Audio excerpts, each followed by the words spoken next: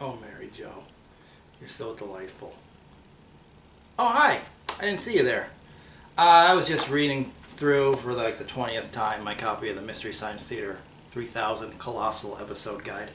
But as long as you're here, I guess I may as well review this new season of the Mystery Science Theater 3000. I'll try to keep this quick. It stinks!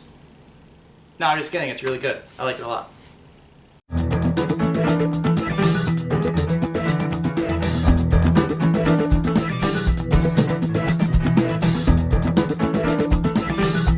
You're watching So Awkward. This is Freddy Krueger saying hi!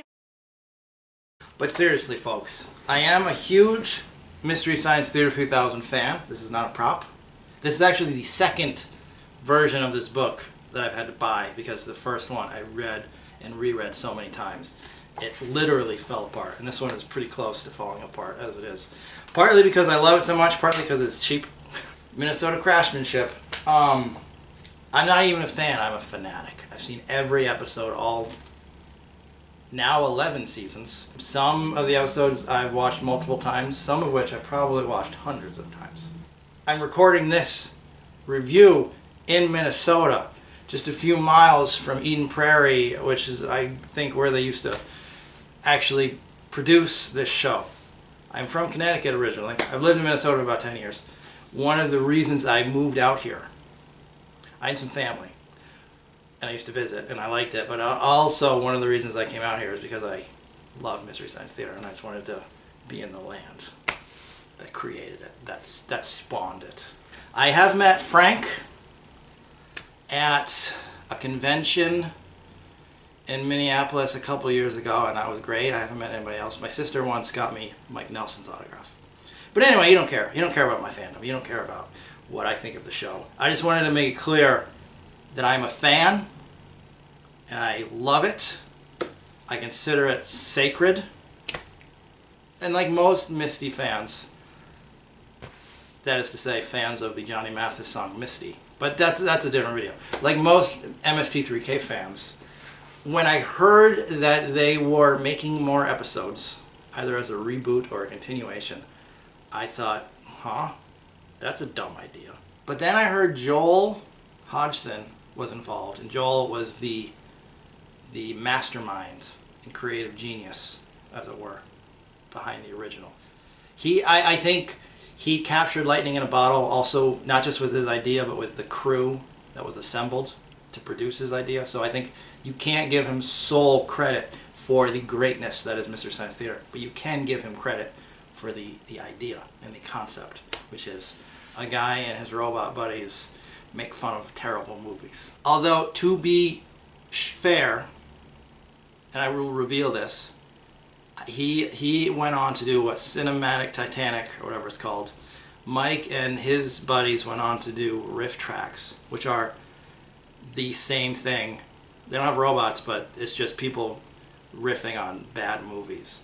And I don't like any of those. I never got into riff tracks, never got into Cinematic Titanic. I need these characters. Like, you can't just have voices making fun of a bad movie. The charm isn't there, and I like the whole mythology of the show. So I was hopeful, because this was bringing back the mythology of the show and the robots and the space setting. But I didn't even like the original creators' new versions of this idea. Why would I like new people doing it? But, long story short, I'm happy to say it's really good. It's great. It's very funny. It's charming. It's lovingly crafted. It's reverent of the original. Is it as good as the original? No. Nothing ever could be. Nothing ever will be. But it's a 14 episode long season 11, so it's a continuation. When it's at its best, it's the funniest show ever made, in my opinion. Nothing funnier.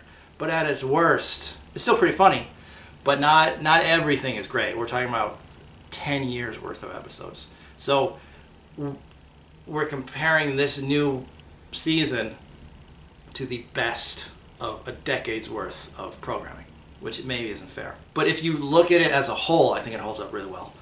And I like the new cast. I think the movie selection is hit or miss. They found some amazing gems, but they also found a few movies that are so bad, all the riffing in the world couldn't have made them watchable. Like, some of them just kind of lack the charm of like a Manos level bad movie. The biggest compliment I can pay for this show, for this new season, is that I watched the whole thing. There are some things that I watch, I can review that on the show. And this was one of the things, I'll watch the first couple episodes and I'll review it. But I liked it so much, I watched the entire season. So that can be your blurb. I watched the whole thing, but I watched the entire thing and I really enjoyed it, and I laughed out loud a lot. The new guy, his name is Jonah. He's got some last name, I don't know. He's some guy from a podcast or some internet thing. I don't know. I've never heard of him before. I've never heard of what he was from. When I was reading about it, it's like, a podcast. I don't care about that. Podcasts aren't funny. No, nothing's funny. Nothing's funny about MST3K. He's funny. He's really charming and likable. He's more Joel-ish, and then he's like a laid-back, whatever goes, kind of cool guy. He's a hipster. Joel was kind of the original hipster, maybe. But I think he's funny. I think he does really well in the skit segments. Like, he's a charming guy, and he's a really good singer too. They continue on in the grand tradition of glorious musical segments, and he does really well. There's one bit they do, which is probably the standout of the whole series. It's this rap about how every country has a monster they're afraid of, and he just does this rap with the bots, and it's brilliant. Look up that, and if that doesn't sell you on the show, nothing will. It's really good. I don't know who provides the voices of the Tom Servo and Crow T Robot, the bots, but they're fine. If they were amazing, I would have looked up their voices so I could give them proper credit and shout outs. But they're just fine. The guy who does Crow sounds like Crow. The guy who does Tom Servo sounds just like Jonah. And this is a complaint I've heard from some other people who watched it as well, some friends of mine who watched it. When I'm watching the movie segments, I can't tell the difference between any of their voices. Sometimes I can tell who's Crow, but Tom Servo and Jonah are basically, it could just be one guy doing all the jokes. That's not necessarily a huge criticism, because if the joke's funny, it doesn't really matter who's saying it. But part of the charm of the original seasons is that every character had their own unique personality. They were characters. Whereas and it's not so much even just the voices, it's neither of the robots really do much to distinguish themselves from each other, or even from Jonah for that matter. And it's just, so that's one critique I have of the show, is different. I'm not saying to replace the voices, but just work on making these characters individuals. It makes you care more about them, and somehow it makes the riffing in the movie segments funnier. There's also some weird production and editing things going on where apparently because of the rushed production, or because all of these people had other commitments, they didn't have a lot of time to film it. So instead of doing multiple takes, they do some weird editing thing where they try to edit out mistakes, where they have like these bubbles come up on the screen. It's really weird. Like, it's hard to even explain, but if you watch the show and you see the bubbles, that's why. Because they did some weird editing when they couldn't do any reshooting. And to that I say, what? If you're not, I understand this was a Kickstarter thing and they didn't have that much money and they only had a limited amount of time, blah, blah, blah. But if you don't have the time to do 2 takes, maybe don't even make the show. And I don't want to sound harsh, because I'm glad they made the show. But if they have that weird bubble editing in season 2, I would be offended, because there's a certain level of production quality required for any television show. I don't know. You couldn't take 10 minutes to just reshoot something. I don't know all that much about television production, so maybe they couldn't. But as a viewer and as a reviewer, it's incumbent upon me to point out what I think was kind of lame. And that was kind of lame. But it's still funny. The first episode isn't the best episode. First of all, it begins with this weird exposition scene with Will Wheaton, of all people, making a cameo, and Aaron Gray from Buck Rogers. And it opens with Jonah. Basically, it's an exposition scene setting up the show and explaining how Jonah was captured, sent to the Satellite of Love, where he's forced to watch these horrible movies. But that's the point of the theme song. The theme song already sets it up perfectly. You don't need this scene. It's almost as though they made the first episode in the season, and then somebody like Netflix or some studio person said, "Well, you need to have a scene setting everything up," because that's how disjointed it feels, and that's how weird and unnecessary it seems, and frankly, just it's not very good. I like Will Wheaton. I do. I think Will Wheaton is an underrated actor. I wish so. At some point, he stopped being an actor and he just became like a professional nerd, which I don't understand. I think it's a shame because I think he's a very good actor. I love Will Wheaton, but it's poorly directed, it's poorly written, and the acting isn't there. So I think that the opening it that way might be off-putting for a lot of viewers. I bet a lot of people are going to watch that and be like, "This is terrible." It gets better. So to most people, I would say start with episode 2 because it's the best episode of the season and one of the best episodes just overall in Mystery Science Theater history. It's a show. It's called Cry Wilderness, and it's about this little kid who's friends with Bigfoot. So he has to go into the woods to find his father because his father's going to get attacked by a tiger. I don't even remember what it's about, but it's the weirdest but charming movie. It's great, and their riffing on it is brilliant. So I say start with episode 2 because it's the highlight of the season. But there's Avalanche is great. It's a 70s disaster movie starring Rock Hudson and Mia Farrow. It's terrible. Star Crash, a blatant Star Wars ripoff, starring Christopher Plummer as the Emperor and David Hasselhoff. It's great. It's really fun. And there's Wizards. What's that one called? Wizard of the Lost Kingdom. That's another terrible fantasy film. It's a standout. It's really funny. They also do a Hercules movie starring Jane Mansfield and her husband, which is terrible. Not one of the best episodes, but I like that they continued the tradition and threw in a Hercules movie. Hopefully next season they'll throw in a Gamera.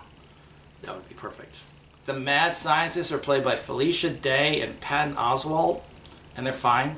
I don't know too much about either of these two. I know Jester loves Felicia Day. She was funny. I liked her a lot. Patton Oswalt, I've seen some of his stand-up stuff. I know he's popular and well-respected and beloved. His stand-up humor wasn't for me, but I think he's really good in the show. I think he's got a real screen presence and he's quite funny. His delivery's really good. His timing's great. If you like him, you'll probably like him. There are cameos from certain members of the original cast. Joel shows up. Joel, who is also one of the writers, the producers. I think he directed some of the episodes. Not as Joel, but as different characters. And he's still funny, still likable. He looks younger than me. He looks great. There's cameos. Paul Chaplin has a cameo as one of the observers. Kevin Murphy has a cameo as Bobo, the ape. Mary Jo Pehl has a cameo as Pearl. And what's his name? Frank Corbett has a cameo as Brain Guy. They show up in one segment, driving around their little RV through space, and it's really funny. It's good to see them again.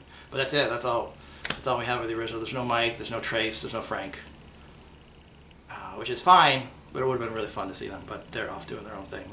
Harmon Superstar, local Minnesota celebrity, sort of, does the theme song, and it's great. It's probably the best vocal performance they've gotten for a theme song. But it is the first time that the theme song is not sung by the human host. Originally it was Joel singing, and then when he was replaced by Mike, he sang, and now, at first I just assumed it was Jonah singing. And I thought, oh, this guy's got a pretty good voice. And he does have a pretty good voice because he does sing throughout the show. But then I really watched, like I paid attention, and you see, like in the background, there's like this skeleton crew army, and one of them was singing. I was like, wait, that's not the Jonah guy. Did they just throw that in? So then I watched the end credits, which I tried to do at first, because I wanted to see like how much of the original crew was involved.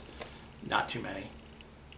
But if you watch the old show, the ending credits is about 30 seconds long. This one goes on and on. It's like 5 minutes long because it's a real production. But anyway, I saw that was Harmon Superstar, and I thought, oh, that's pretty cool. And he does a really good job. It's great. I also really like the look of the show. They did a really good job. I'm sure there's some computer stuff going on, but they did a really good job using practical effects and miniatures. And the bots are really puppets, like they're really there. Except for in the movie segments where I think they're probably CG-ish or something, I don't know. Because they fly around, which is really weird and distracting, and stop doing that because it doesn't really add much. Except for one point where one of them, Crow or Tom Servo, gets up and he pulls out these drones that start flying around, and then you realize he's flying them around so they cover a naked actress's nipples. That was pretty funny and clever. But a little of that goes a long way. So you can really see Joel's influence on the show, because he was always the inventor. He was the guy who started the invention exchange, because he was I don't know if a lot of people know, he was a prop comic before the show. I remember seeing him on Letterman and some other shows. I don't mean that to sound dismissive. I mean, he would make his little inventions and like that were funny. And so he was always an inventor and a prop guy, and the show really reflected that. So when he left, then Mike took over. They kind of got rid of that. They kept it going for a little bit, but that was Joel's thing, and that was Joel's talent. So they brought back the invention exchange, and just overall, you can really feel Joel's influence, which is great because Joel is great. But I'm also a Mike guy. Am I allowed to admit that? I'm a Mike guy. I love Joel, but Mike's my guy. Those are my favorite. That's my favorite era. But overall, this has gone on way too long. I just wanted to, give my seal of approval as a MST3K fan, MST3K fanatic. I love it. It's my favorite show of all time. Funniest thing I've ever seen. At some point, I should maybe do a top 10 list of my favorite episodes. So yeah, I give it 2 thumbs up. It's really good, and I hope it's here to stay. And I hope they keep the current cast, because I do think they're good. The voices of the bots tend to blend together, but I think Jonah was a great casting choice. I'm not going to say he makes it work, because as a production it works, but I think if they had poorly cast the human, the show would be unwatchable. But I really like this guy. Maybe I'll even check out his podcast, because he's, as I said, he's really talented and funny. That's all. Bye. Hi, this is Frank Conniff, as he just said, and great to be here on So Awkward. Obviously, it's very awkward right now. I feel very uncomfortable, but I feel that way all the time. So I'm glad that there's finally a show called So Awkward that captures the way I interact socially on a daily basis. So good luck with your show, and thanks for stopping by.